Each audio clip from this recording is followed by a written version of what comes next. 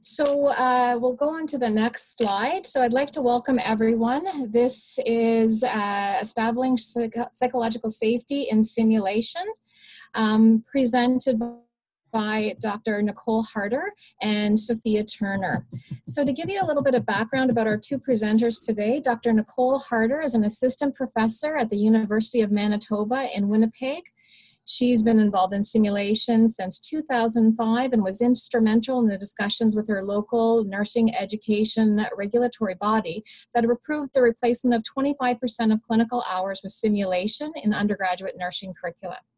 Nicole's been on the board of various organizations, including INACSL, the International Nursing Association of Clinical Simulation and Learning, and the Rousseau Simulation Canada Network, and the Western Region for the Canadian Association of Schools of Nursing. She is a current editor-in-chief of the Journal of Clinical Simulation and Nursing. Nicole's research has been funded by local, provincial, and national organizations.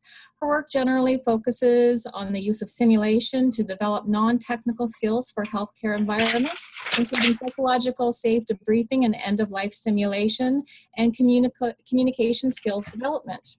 So we're very, very fortunate to have Nicole Harder with us today. And in addition, we have another amazing educator. So we have Sophia Hussain. Sophia Turner is an instructor at the College of Nursing, the Rady Faculty of Health Sciences at the University of Manitoba. She's been a nurse for over 10 years with a background in intensive care surgery, transplants, and trauma. She's been working in simulation now for about 4 years at the College of Nursing, and together with Nicole, they've integrated about 25% of clinical with simulation.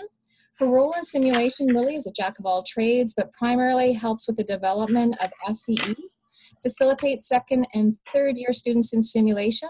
She's currently enrolled in the Kaizen Simulation Educator Certificate Program and is pursuing a Master's in Simulation Education Pedagogy with a focus on psychological safety.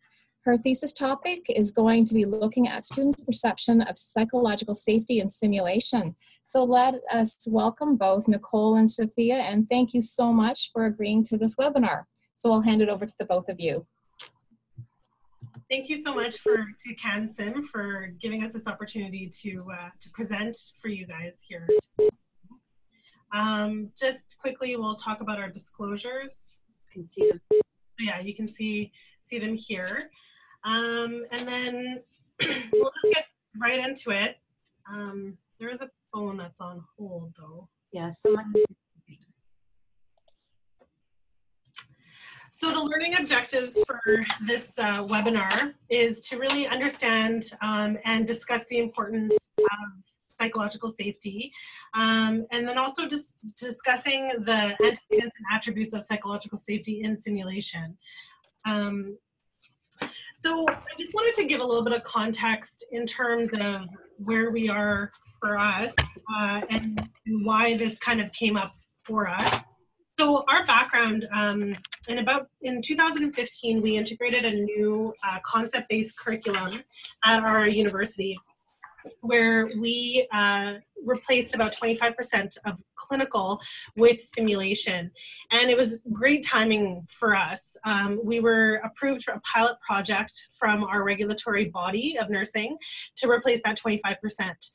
And this was a massive undertaking, as I'm sure everyone can understand, that each term had to have a certain amount of hours for simulation in it, and that really needed to be conceptualized, developed, piloted, and then facilitated. So for us at our university, this was kind of a new era of clinical because you know, all the other like theory-based courses have all been, you know, used, and the pedagogy of education has changed where there's been some transformation. So you know, theory classes are becoming flipped classrooms, online classrooms, but clinical has always kind of been the same. And it's always, you know, the 6 to 10 students with one facilitator or one instructor. They kind of go to clinical, go around, do their, you know, in clinical work, and then they have their post-conference. So not really much changed with that process. So, but now for us at our university, we have 25% simulation. So this new era is allowing students to learn complex situations with some consistency and standardization of the types of patients that they're going to be caring for with the use of simulation. So what is psychological safety? So psychological safety is actually not unique to healthcare, and it's not a new phenomenon. In the last decade, the increased use of simulation, I think, has really brought it into mainstream, along with the article that was in the New York Times about Google and the psychological and creating a psychological safe environment from Google. And then there's a Harvard professor, Amy Edmondson, who has done research in organizational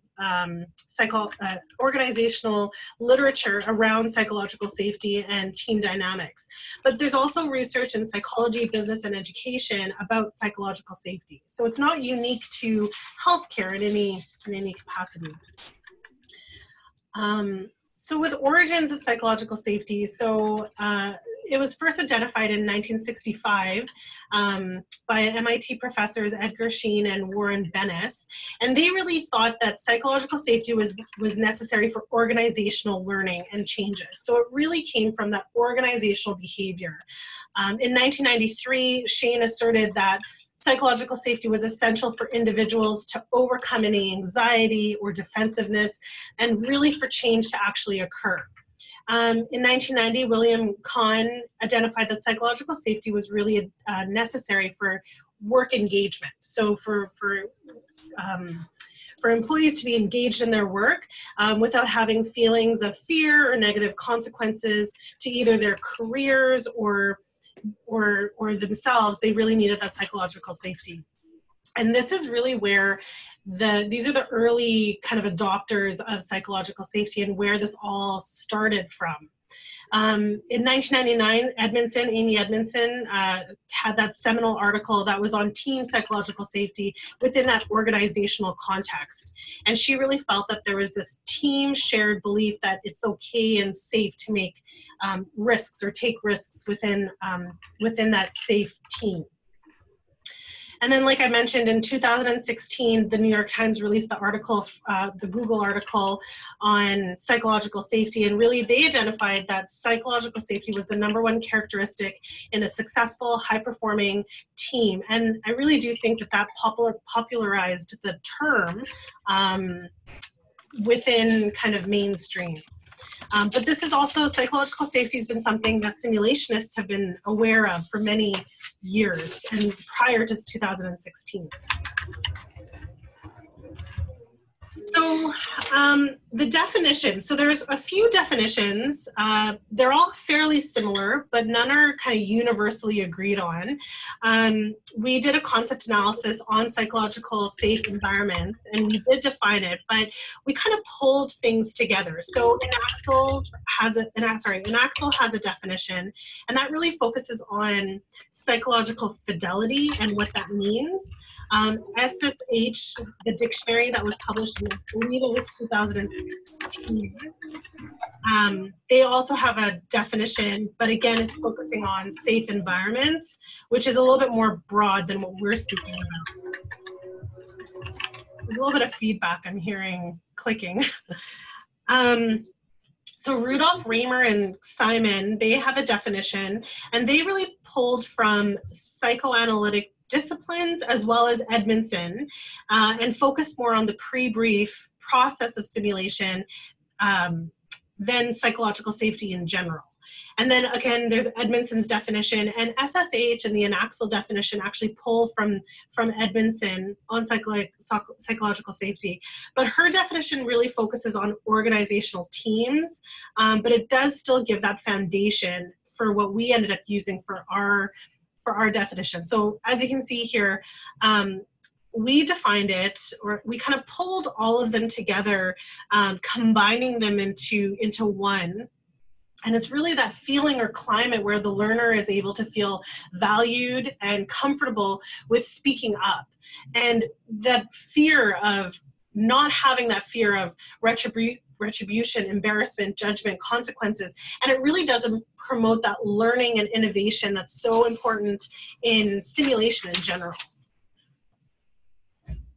So Psychological safety in simulation. So it's linked to that self-correcting behavior. So the fear of reprisal or errors, you know, if you have that psychological environment where you don't feel that that's going to happen, then you can self-correct your own behaviors and move forward from there.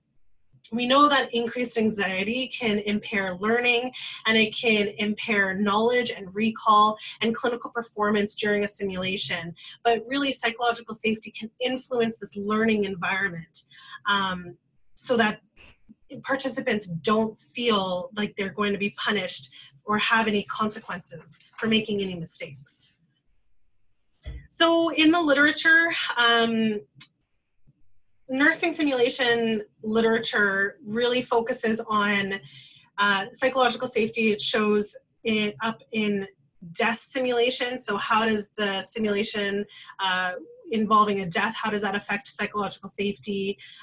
It's also reported to be very important, and we kind of all know this, but it is mentioned multiple times in the literature as being important, but it doesn't actually get delved into too deeply in a lot of the articles. There is a focus on pre-briefing and debriefing, so the bulk of the literature does reside in the debriefing and the pre-briefing.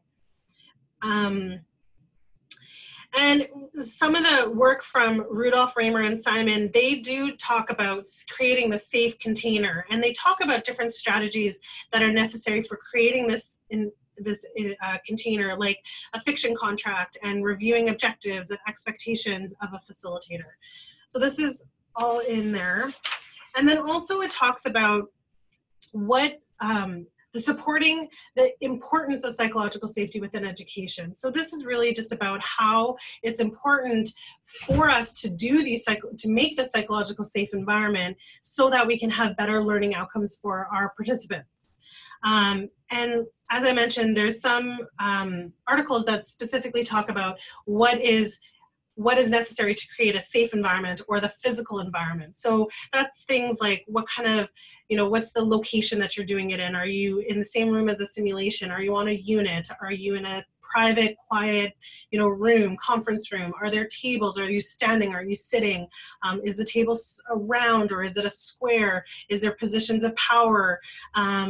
So that can all come into what has already been in the literature or been discussed in the literature. So the importance of psychological safety. So I think, we're all kind of in the simulation. We all have an idea of what it is. So what the literature shows is that simulation can be anxiety producing for participants. And it's been documented that anxiety, like I mentioned, can impair performance by a lack of confidence or fear of making mistakes and a fear or a loss of focus. And that performance can be influenced by anxiety. So psychological safety can mitigate these feelings by improving the participant's performance. So if you create this environment, you can mitigate the anxiety that can be created by just coming into a simulation, or you can mitigate any of the other negative feelings that could already be associated with the simulation, or the fear of making a mistake too. And so Ganley and Leonard Palmer, they did a study on academic safety, and they identified that a degree of anxiety is actually beneficial. So a degree of anxiety could be beneficial for the participants. So this could be that nervousness of performing. I felt nervous performing here of this webinar. So that anxiety could be beneficial, and really learning from somebody's mistake. So the hallmark of simulation. And the whole premise around psychological safety is that there's this feeling of this is a safe environment, there's no punishment, there's no consequences to the mistakes, and that everyone can learn from their mistakes, and it's a learning experience for everyone that's involved in the team.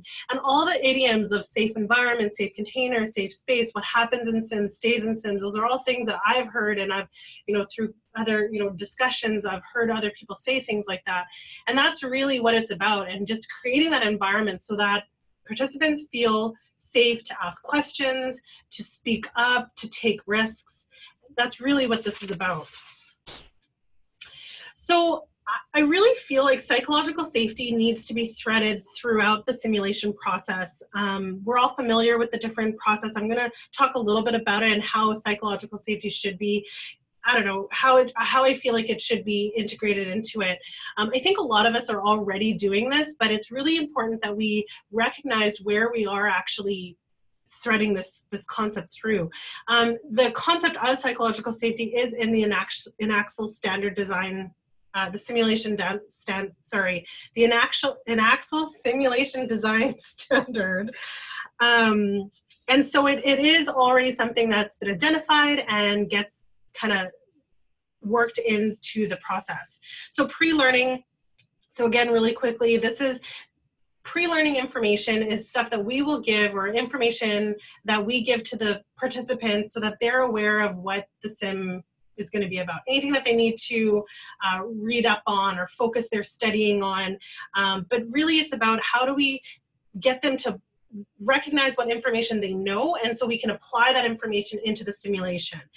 The most important thing with the pre-learning is that none of this information should be new to the learner. So we're not teaching them about it. We're just, reminding them about what they already know, and that the level of the learner also needs to be taken into consideration. I think this is really important for psychological safety, because this is where, even though the learner doesn't know who their facilitator is, but it starts to establish that psychological safety, because they know, sometimes we include our objectives with our pre-learning, so that they already have an idea of what's to be expected. The pre-brief, so this is the place where I think psychological safety really gets established.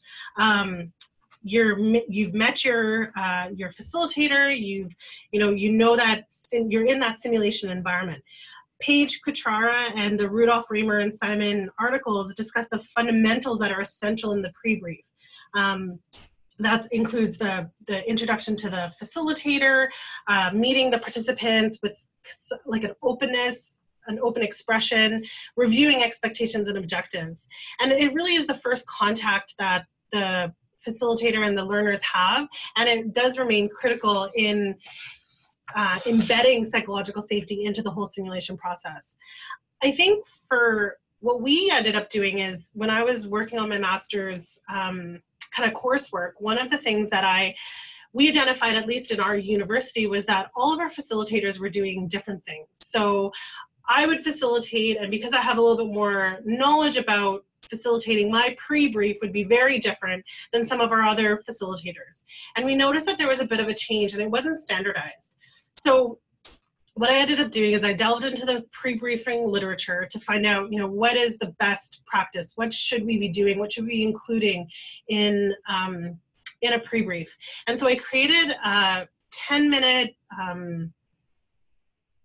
I don't even know it's like a 10-minute video, Go Animate video, where I tried to keep it really light and fun, but I went over the different components of a pre-brief, and I created a checklist. So every facilitator now has the standardized checklist that they're able to tweak a little bit based on the level of the learner and how often a learner is in simulation. But they're able to go through it. And since then, we found that this was something that the students really appreciated, because expectations were laid out, what the sim process was laid out, we did a fiction contract, which I felt was really necessary. And then we would read our objectives, and then we would read our report, and then start with the simulation. And I did feel like that this really enhanced the simulation experience for all the participants, all of our students that we were dealing with. And really the pre-brief enables that learner to understand that it is safe to make a mistake or safe to take personal risk. And it sometimes helps avert that defensive behavior, because we're all, notifying, like telling everyone at the beginning that this is what our goal is. So with the active simulation, this is really, I think, important with the active simulation is about tone of voice, facial expressions, body language, the types of cues or the tone of voice that you're using when you're giving the cues, whether it's conceptual cues or realism cues, that tone of voice that you're using either through the mannequin or as the physician or as the CEF. When you're in that simulation, that tone of voice can impact that simulation just based on body language and tone of voice. So that's really how I think you can be aware of psychological safety in that active simulation. And then debriefing. So debriefing is the cornerstone of simulation. It's that formal, collaborative, and reflective process for sim.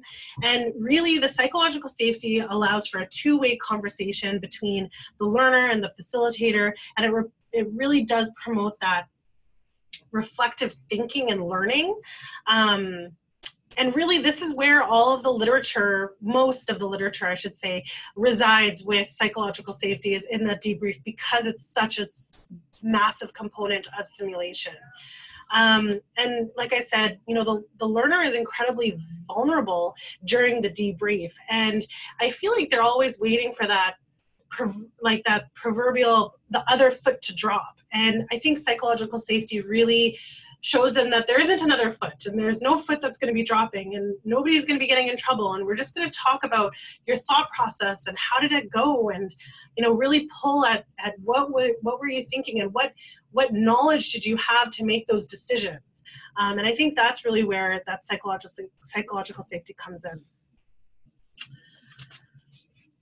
Oh, that's a picture of my pre-brief. That's the pre-brief checklist that I created. That's the Go Animate, just a little snapshot of what we create, or what I created. And it's about a 10-minute video. And I really enjoy it. I liked putting it together, and the facilitators seemed to really enjoy it. It was a fast, quick thing that they could read up on, or watch, I should say. Could you share it with yeah, and I think I probably would be willing to share it if anybody was interested in watching it, at least. So, okay, so defining attributes.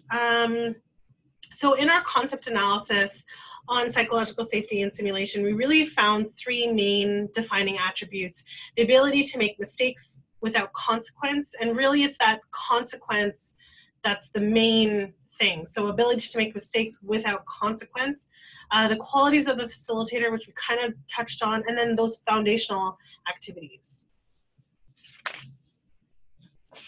So making mistakes, you're in a risk-free environment. So really it's about that risk-free, safe environment. Our participants are placed in complex situations where, you know, the mistakes that they make, they don't have that totally devastating and permanent consequence. And I mean, we have students that are making mistakes already in clinical, and they're so emotionally devastated that they've done this, you know, missed a medication. But could you imagine like how devastated they would be if something even more serious happened, or they didn't catch a deteriorating patient, or they didn't treat, you know, a cardiac an MI appropriately, or whatever the case may be. So I think this is really where it lays, is that it's just this area where they're able to make these innovative, collaborative decisions and speak up if there's an error, and then learn from it instead of assigning blame. So, and then learners are free to explore and experiment. So in our orientation, we always give an orientation for multiple different courses. And one of our orientation that we say in it was that you're free to explore and experiment. And then actually this past year, I have 2 little kids, and we're on this whole rebooted Magic School Bus. I'm not sure if anybody knows, but it's great. It's very educational.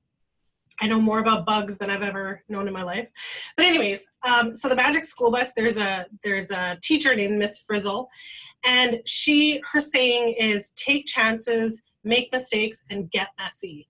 And that's what I was saying to all of my students was in orientation. This is where we need to take chances, make mistakes, and get messy, is in simulation. And I don't think they always got my reference to Magic School Bus, but I really do think that it applies. So the qualities of the facilitator. So facilitators make a huge impact on the simulation experience overall. They need to be supportive. They need to have that coaching-oriented mind frame and kind of non-defensive mannerisms. They need to be educated in facilitation and accessible and approachable, honest about about what the feedback that they're giving, and being able to give feedback and constructive criticism in a respectful manner. And that's not easy to do. I am no pro at that for sure by any means. But I think another thing that is really important is tone of voice, body language. I think that really does make a big difference in the simulation. I have this little wrinkle here on my forehead that when I frown, you can see it. And I actually noticed that I was doing it whenever I would concentrate, I would have this wrinkle. And so I actually started saying in my pre-brief to all of my students in a very embarrassing manner that, okay guys, just listen up. I have this wrinkle that comes up when I'm focused or when I am thinking or when I'm deep in thought. It doesn't mean I'm mad at you. It doesn't mean I'm angry. It doesn't mean that I am, critical of what you're doing. It just means I'm in thought process. And if you notice it, just call it out. Let me know, because I try to be aware of it, but I don't always know. And actually, since I said that to them, made a little bit of a fool out of myself, just like I did now. And they all had a laugh, and then they realized that. And I never got any more comments about, oh, she looks like she's so intimidating or she's so scary. And because those were some of the comments that were coming initially, and I just didn't understand why. And so I think just being honest and being, recognizing your own body language and how you're placing your arms, and if you're frowning and if you're making faces or if your eyes are rolling, I think it's really important. And that's true for any facilitator of anything. So even a clinical facilitator, in clinical, you need to be aware of your body language. And in simulation, I think it's that much more because students are making mistakes. And so if they feel like you're going to criticize them just based on your facial expression, I think it's really important that we're aware of that. So right now I'm currently in the midst of this master's thesis fun.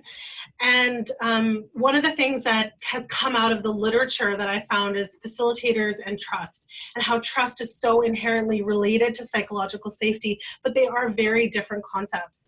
Psychological safety really goes beyond trust, and trust is something that you give to others, whereas psychological safety is something that you believe is there. And so others, like the environment or the facilitator or your peers or your cohort, they give that to you. And so I think it's important that it's recognized that trust is embedded within the simulation process. And the goal is really developing an environment that fosters trust and psychological safety with the participants. And I think it's important to note deception. So deception within simulation. It can break whatever work that you've done towards psychological safety. We actually tell our students, we're not trying to trick you. This is not meant to be a trick. So to really make them say it flat out that we are not trying to deceive you guys in this simulation. Because once you break that trust or you deceive them, it really can negatively impact the learning and really create an aversion to simulation-based experiences in general. So I think it's really important to note. And then the foundational activities. So again, without going into too much detail, so the orientation, so like I mentioned, we do orientation to our students for third year, second year, third year, and fourth year. The orientation is really important because they need to know the environment. They need to know where they're going to be performing, what they're performing with, what's normal. So what does the mannequin look like? What does it feel like? What does it sound like? How does it work? Where are the supplies? So orientation to the environment. It really does ease some of that anxiety. We actually, when we first had our labor and delivery simulations rolling out, we didn't incorporate an orientation to the room or to the mannequin for labor and delivery. We figured, I don't know if we never actually thought about it or we felt like they've already done over 50 simulations, so they should be familiar with the process and how to move forward. But what we found was that they really struggled with it and they were not comfortable with the environment. So then we implemented live and learn. And so we implemented an orientation to our L&D simulations for the first sim, which included look at the patient or look at the mannequin, look at the room, where is the scale, where is the breast pump, where is the whatever you need necessary for simulations in general for this room. And the feedback since then has just been really positive that now they feel like they're prepared to go into that simulation. So I think it is really, really important to orientate them. Preparation, sorry. So this is that pre-learning preparation, and we kind of spoke about that a little bit earlier. And really just the learner needs to know what will help them succeed in the simulation. And being prepared will help them feel more psychologically safe. And it helps with that transfer of knowledge. I have a graduate student friend who came up to me talking about her advisor, and she literally said, I want her to tell me exactly what I'm expected to do, and I will do it. I will do whatever she wants. Just tell me what her expectations are, and I will meet them. And I think in a lot of ways, that's us. Like, that's the students, that's the participants. They want to know what's the expectation so that they can meet those expectations. And then if there's a mistake or if something goes awry, then we can talk about it and we can debrief about it and, you know, work through it and go from there. Objectives. So this is another ANACSL standard, really clearly defining to the student and the facilitator what the objectives of the simulation are for. And really this helps keep everyone on track. It allows for that transparency between the facilitator and the student and the participant. And it allows for that shared goal, shared mental model for simulation. And it kind of goes hand in hand with expectations. So again, the expectations of what's expected of me for students and professionals, they want to know that expectation. So my husband just recently got a new job as an educator, and he has some skills days worked, like he's an educator, so he has skills days and sim days, but he has nothing, he doesn't really know too much about what's been happening in the past for these skills days. And so I'm starting to rub off on him. And he sent me an email saying, oh, I sent them a pre-learning because he's heard me talk about all this stuff. He saw me do this pre-briefing video and all my, you know, literature, so he knows about it. And so he sent me this email saying, oh, I sent a pre-learning for the students. Here, take a look at it. And so it had like a schedule of, you know, from 8 to 9, this is what we're doing. And so it broke down the day. And then it had like a read this policy, and then that was kind of it. And so I texted him back and I said, that looks great. Next time you need to include objectives for the day and what the expectations are for them. And then maybe give them specifics. What specifically do you want them to read so that they're ready for the next day?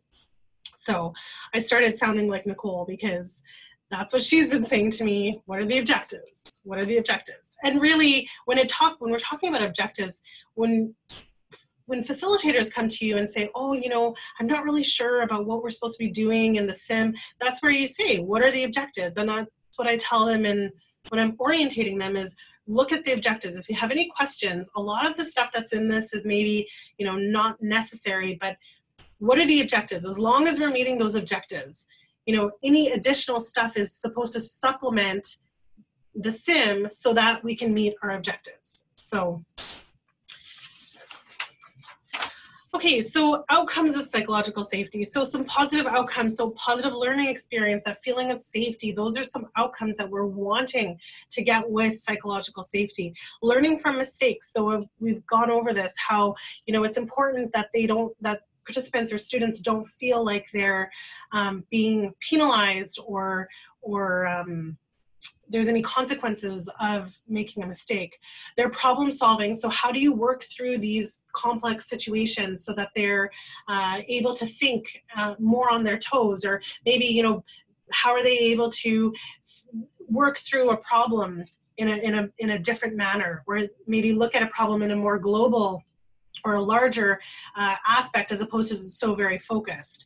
And then skill acquisition. So for us personally in our university, we don't focus too much on skill acquisition. It's more about application of knowledge. But in the literature, one of the outcomes of psychological safety was definitely skill acquisition too. And I think that's it for me. I might have raced through these slides. So thank you very much, Sophia, for that. I'm not too sure if folks have been typing anything in the chat box. We'll have a look at that a little bit later, just to, and also to be able to answer any questions that people might have.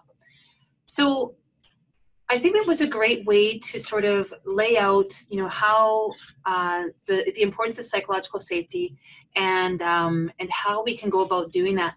Because I think that there are a lot of things that are changing in the simulation landscape as we get better at doing what we're doing. So I don't know about any of you, if you go to any conferences or anything like that, and you look around the room, and the mannequins tend to be more and more realistic almost every time. And you see these babies, and they're all full of vernix or whatever it is you call it, and that's not my area, but full of stuff. And they tend to be a lot more realistic.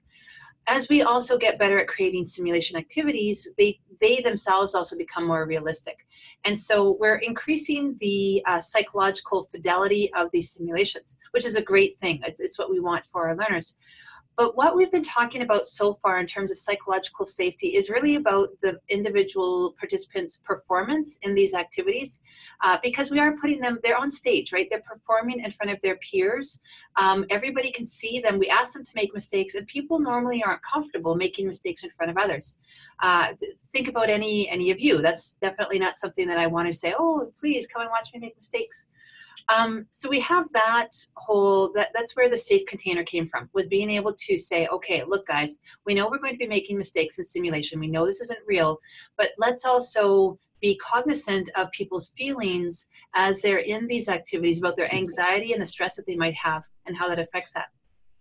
But where I'm going with this realism in the fidelity is that as we put participants in these realistic scenarios, we don't know their background. So not only are we putting them in situations that might be a little bit close to home, they might be so realistic that we're now increasing the emotional and psychological stress that we're putting them on, which is another reason why we need to attend to the psychological safety.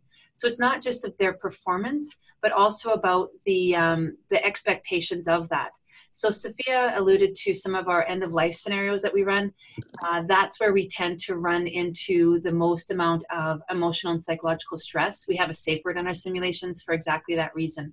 When it becomes a little bit too much, there's our timeout. And then it's that part, but also what are you doing with that? So it's not enough just to say, oh, this was a stressful situation, but to debrief and to de-stress that activity. And one of the things that we're doing as part of a funded project is looking at developing almost like we call it a psychologically safe debriefing framework. And it's a combination of critical incident stress debriefing and I'm not going to say a traditional debriefing, because anybody who's heard me talk knows that I often will say most of the debriefing models that we work with are based on education frameworks. They're meant about learning. They're meant to delve into that learning. How did you respond to these situations? They aren't meant to deal with emotional and psychological stress. And that's where we tend to go off script, right? Because we know that we have to deal with that. We are nurses and have that expertise. But that's something that we have to do a little bit more work in. Interprofessional simulations add a whole new great opportunities for us, but also challenges. So you'll find that in a lot of what we're doing with interprofessional simulations is really highlighting the psychological safety and doing a really good pre-brief, consistently doing a good pre-brief, because now not only are people going to be performing in front of their peers, but they're also in front of other disciplines that they will be practicing with later. So it's one of those things that we need to make sure we include in all of our pre-briefing and preparation for our interprofessional simulations. So that means that all of your facilitators who are going to be part of that, any of your pre-briefing materials that you're going through, that has to be the front and center piece if you want to really get at the learning that's great with interprofessional simulations. Now, with transfer to practice, we talked a lot about, it's a safe place to make mistakes. But the interesting concept, and I don't have an answer for this just yet, just some thoughts in terms of what are the consequences of making mistakes in simulation? Well, for the most part right now, they're really, other than being potentially embarrassed and having anxiety in front of your peers, if it's not a psychologically safe environment, there's really no consequences to patients. So what we need to make sure that some way, somehow, is that in creating a psychologically safe space, that we're also expecting students to learn from these mistakes and to transfer whatever good behaviors we're trying to reinforce in simulation, transfer those to practice. So we have a bit of work there to do. So if any of you guys are interested in research, that's a great question that someone could probably look at, because we've looked at why students make errors in clinical. We haven't necessarily looked at how students make errors in simulation and how those two are linked. And so that's another area that we definitely could use a little bit more work in. So it's not necessarily that we're, creating a psychologically safe environment is the end. It's just going to be the beginning of a whole nother body of research in the area of simulation and health professions education. So we wanted to provide some time for questions. And I'm going to unshare my screen for one moment. But before I do that, just to give you contact information, if you can take a screenshot, take a picture, whatever. Alternatively, we are so easy to find on our university website, so you can definitely have a look there. So I'm just going to ask Sophia to join me in my little box here. So I'm going to stop sharing and I'll see if people have any questions. So I think you're able to unmute yourself or put up your hand, or I'm not too sure, Jane, how you want to go about doing that. Great. So I have the chat option open for anyone who would like to type in their question, or just feel free to unmute and ask your question there. So thank you both, Nicole and Sophia. That was absolutely amazing. And psychological safety has really taken on a keener importance. We're learning the value of psychological safety and implementing that. So I'm very excited about your short video, Sophia. And if you're okay with sharing it, we would love to host it with full recognition for you on the CanSim website if anybody would like to use that. How long is that video? So it's about 10 minutes, and I think it's about 10 minutes, and it's really about the pre-brief checklist. And it really, I went to a conference at WNR Causin. I went to a pre-con, and they were talking about, I think it was, I can't even remember, Vince Grant, who was leading it, and they were talking about a pre-brief checklist. And when I came back from there, I was like, oh my gosh, Nicole, we have to do this, because it's exactly what we need to do. And so I kind of made it a little bit, and I kind of pulled from their what they had originally started with. They work more with professionals, from my understanding. And so I had to make it a little bit more specific to students. So really defining, what does professionalism mean? What does participation mean? So some of that kind of stuff. So it is about 10 minutes, and it's a pre-brief checklist that kind of comes along with an actual checklist that the facilitators are able to go through before each simulation. Great. I think that's wonderful and so needed. So thank you. I have a question from Ashley Rosen. She's from St. Michael's Hospital, wondering if you have any tips for managing a group with challenging team dynamics. One or more of the people in the pre-brief and debrief are creating an unsafe space for others. How would you address this as a facilitator? And she knows there's no easy answer. Yeah, I can see if Sophia wants to jump in, but we've had this situation happen, and I'm sure many of you have had that as well. And this is also why having that pre-brief, even before you start, before they get into it, to really lay out what is expected and what is not, and to lay it out as professional behaviors. And a lot of times I think when you sort of link it back to that, it's because we're all health professionals, it's also something that they know that, okay, this is what I have to do. But it has to be repeated. So this can't be a one and done thing. So whenever you're doing any simulation, to continually bring this up. And honestly, if this is something that continues, I know, like you said, it's no easier answer, but you need to address it. And part of it is, that might even be your simulation, is dealing with people with instability in an activity. And this is a great way to try to teach people what you're expecting of them with their simulation, with their behaviors in simulation. I know you probably don't have time, especially in hospital. I think you probably have like a day or two a year, but at the same time, it's one of those things to continually try to reinforce. I know for us, in our pre-brief checklist, we talk about professionalism, and we also talk about how how, you have to be respectful of others. So you have to be respectful and again, tone of voice, your body language when you're giving feedback. And also I do say to the students that, when you're receiving feedback, remember that we're trying to learn.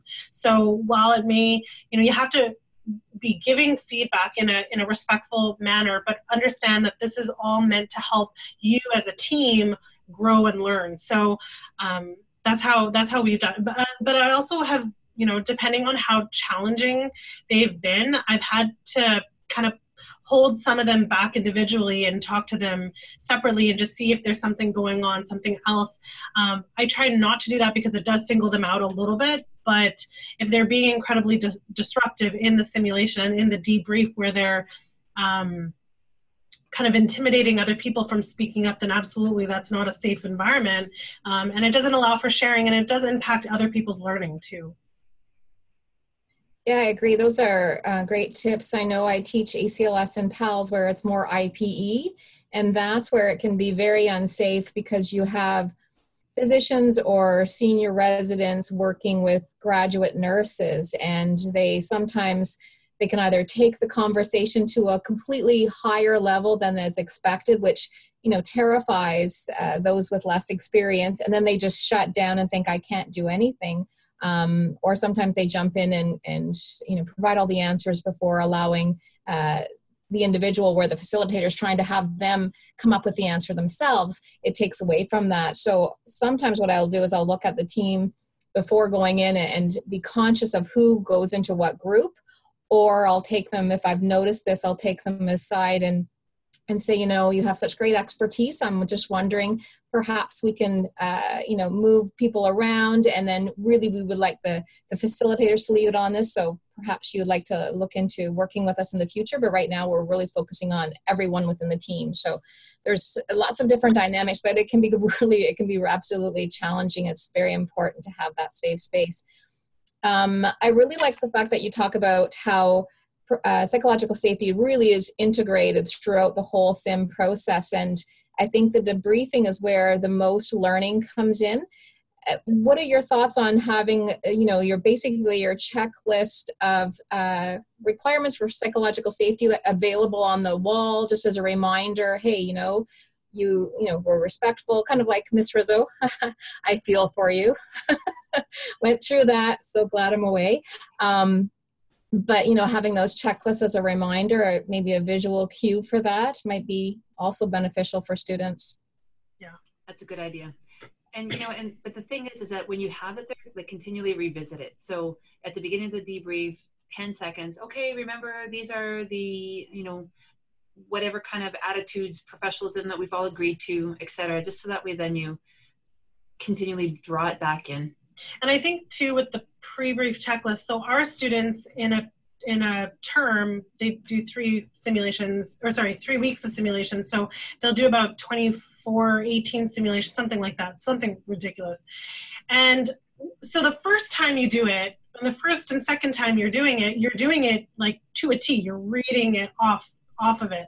But as they get more familiar, it's kind of like, okay, now here's the little spiel that she's giving. We just want to know the objectives, and we just want to know the report, and then we can go on with their simulation. So I think that it can be, changed. And I think creating some sort of poster to put in the debrief rooms would be really helpful. Mm-hmm. So that way everybody's aware of it and everybody knows it. So that's a really, really fantastic idea. I think another thing that you've actually brought forward in the Cause course is the template. Within the template, because we have so many people teaching simulation or being sim facilitators, with all different levels of expertise, embedding that right in the simulation scenario of your script of what should be said, I think is so valuable. I think it's needed for them as a reminder to make sure that you say those things. As you said, when you do it so many times, you're like, have I said it? Have I not said it? It bears repeating not only every sim, but various points through that sim. Yeah.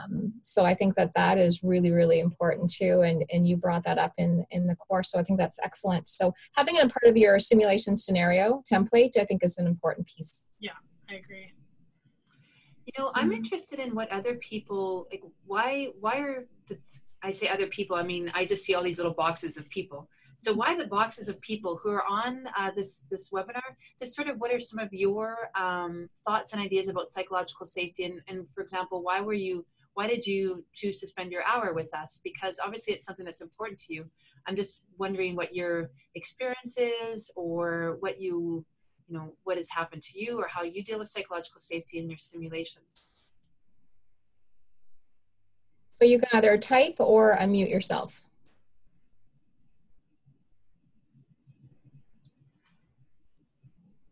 It's always the fun part, eh? While we wait, and really I have just learned about psychological safety basically from your first presentation and your report. We've known about it in the back of our head, didn't necessarily have a word for it, but it's really gained importance, as part of my teaching. So I think that's great. Good, yeah.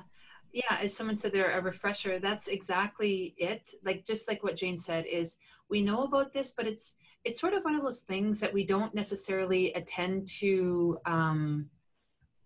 we don't cognitively attend to or consciously attend to it all the time. And that's the important part. And it's not just, it's putting it into action too. So Ashley's from Markham Stouffville Hospital, and she's stating that they're starting to implement SIM in a hospital where they don't have much experience. So psychological safety is a huge rolling out of the program. Absolutely, absolutely. So that's going to be a bit of a challenge, because a lot of times you still get people, it's like, oh, this isn't real. I don't need to really, I wouldn't do this in real life, and all those kinds of things. And so that kind of minimizes the activities that you're trying to do. But part of it is also their comfort level, like know why they're saying these kinds of things. Are they concerned about being on stage, or what? Who knows? And I do think that that's where, and I think with the threading of psychological safety throughout the different processes, like the different SIM process, plays such a huge role, because your pre-learning or whatever, pre-activity that they're doing prior to the simulation can start that process. And then the pre-brief, where you're just going through things and you're laying everything out on the line and getting everyone set up for this is what your expectations are, will play a big role, especially with people who don't have experience. How, your video talks about psychological safety for the facilitators. I'm wondering, would it be of value to have some sort of video for students? Because I know they come into simulation with such anxiety. If having a video explaining about what's going to be done to support them through the simulation, if any way that might ease some of that anxiety to help promote learning application. Not sure. Yeah. It could. It's just that, like everything, you just have to make sure that these are things that are, like with all the pre-briefing stuff, like we try to make sure that it's not onerous for students, right? Sure. And you have to make sure that is that something, like we do an orientation to simulation. So something like that would be perfect to include in there. I don't know. You want them to actually do it. That's the issue. For sure. We have at St. Michael's there's an aspect of hierarchy and speaking up, i.e. a nurse addressing a staff surgeon is something we see coming up lately. And they think the psychological safety in and out of simulation is huge. We agree with. Yeah, no, and that's kind of, I know I didn't get into it too much, but that kind of gets into that whole transfer to practice. And this is an interesting thing. I've been chatting with a few people about creating by creating a simulation that essentially is just that. It's looking at speaking up in situations. The biggest challenge, however, is anything that we do in simulation, if you want it to be translated into practice, the biggest barrier is actually us. It's us as the healthcare institution. We create our own barriers. And so we've done a few simulations like that where now apply it. And the biggest thing is, well, you don't have time for that. You can't do this. It's changing practice. But you need to get, and this is easier said than done, but you need to get someone who has the power with, let's say, for example, your surgeon team, who would be I hate to say on your side, but see the value in simulation and then bring people forward, because you can have all sorts of, speaking up, assertiveness training, everything else for your nurses, for your healthcare aides, your staff, whatever discipline. But if you're not dealing with the problem that is there, you're not going to necessarily improve the practice. So you can have as many sims as you want. It's not going to change anything. So a lot of it has to do with really politicking a little bit. I know that nurses often, we say we don't like to do that, but that is something that we need to do. And so you'll be surprised. A lot of your new-ish staff are probably a little bit more receptive. I don't know, but I just know that some of the physicians that I've been working with in simulation have been great supporters of that and want to continually to work with that. So you need an interprofessional team. You can't do this on your own. Just my thoughts. And this can also be embedded within your simulation. So having, there's simulations where we talk about in ACLS where the physician may order 300 milligrams of amiodarone and it comes in 150 milligrams in 3 ml vials. So prompting, you see the student, usually oftentimes it's the nurse who's drawing it up and they're kind of looking, wow, this is 2 vials, this is 6 mils, this doesn't look right. So prompting them to ask those questions and knowing it's okay to ask questions is really beneficial. So usually in the debrief, that's a great way to bring that piece up and to start role modeling it's not necessarily a hierarchy. One's not better than the other. We're part of a team and we need to work together to maximize patient safety. Exactly. So creating psychological safety in simulation is part of the work that we do. Focusing on the anxiety and concerns of the students and building a contract with them to create an atmosphere of safety, a protected climate to explore and practice their skills. So that's one of the messages that we had from a participant, which is great. I think you're absolutely correct. Mm-hmm. Mm-hmm. Be interesting to see too how virtual simulation can support that, and because it takes place in a debrief, how will you create a psychologically safe environment? We're looking at with the virtual games, if we did a discussion board, if you use that for debriefing, what would happen if there's any type of bullying that can happen on the discussion board, and how do you make sure that that's a safe environment for students or participants? So that's another great opportunity and an area to look at. So there's also scenarios that are currently available through lots of different organizations. I can just speak for the Ontario Simulation Alliance in CanSim. They do have a conflict resolution scenario, which was developed in part by Queen's and Trent University, that looks at, nursing upon, so a nurse comes across a patient that has been put in an unsafe situation and has to do an incident report or an unusual occurrence report, and the nurse doesn't want the other nurse to fill it out because she is afraid of what's going to happen. And it works through the conflict resolution, and Barb Wilson-Keats from Athabasca University has worked with us, and we have now converted that into a virtual game. So that may help a little bit, breaking down that conflict resolution, that hierarchy, and providing a safe environment. So addressing those unsafe situations in simulation before it gets into clinical practice will also help. Yeah, absolutely. Great. So we're at 3 o'clock right now. So if you could just move with the slide over one more.